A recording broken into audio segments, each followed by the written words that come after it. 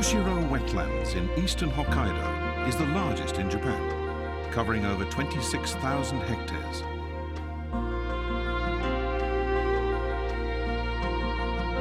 With magnificent scenery and abundant wildlife, it's one of the few places where you can get so close to truly unspoiled nature. It's also home to these rare red-crowned cranes, regarded by many in Japan as sacred. Uniquely for this normally migratory species, Kushiro's cranes live here year-round. After their famous mating dance, these cranes bond for life. They're one of the longest living birds, with an average lifespan of 30 years. This long life and fidelity are why the red-crowned crane is a much-loved symbol of good fortune for the Japanese. Unfortunately, these birds are now classed worldwide as an endangered species. Migratory red-crowned cranes are still declining in mainland Asia, but Japan's resident population has stabilized.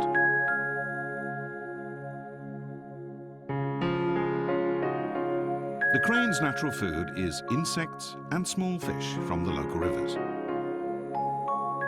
However, the effects on the environment of forest clearing and other development have reduced their access to such food. This is especially a problem in winter when the rivers freeze over. Today, these cranes would not survive the cold season without human assistance.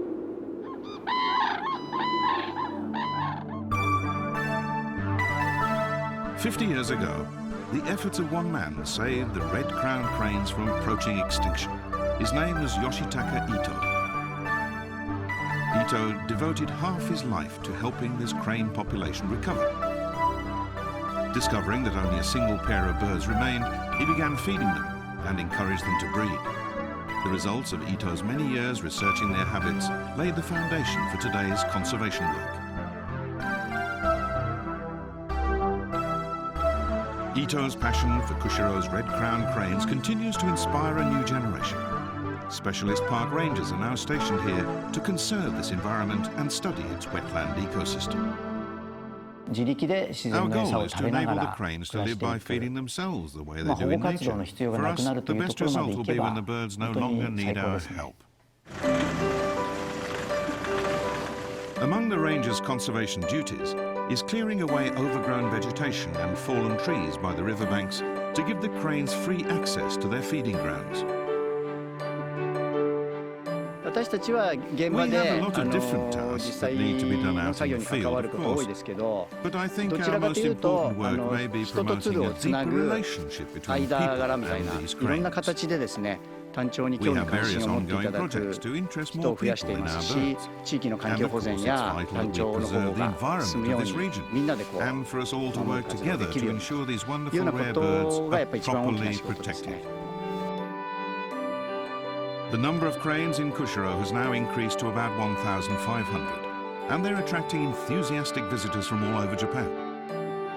Thanks to the efforts of the rangers, a new generation of children knows why these cranes need protection.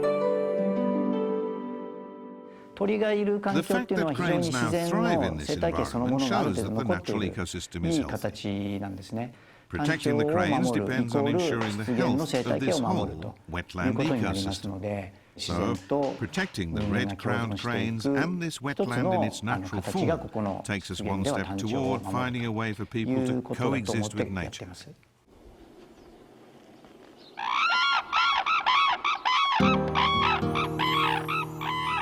The survival of these beautiful birds is a demonstration that we can live in harmony with nature.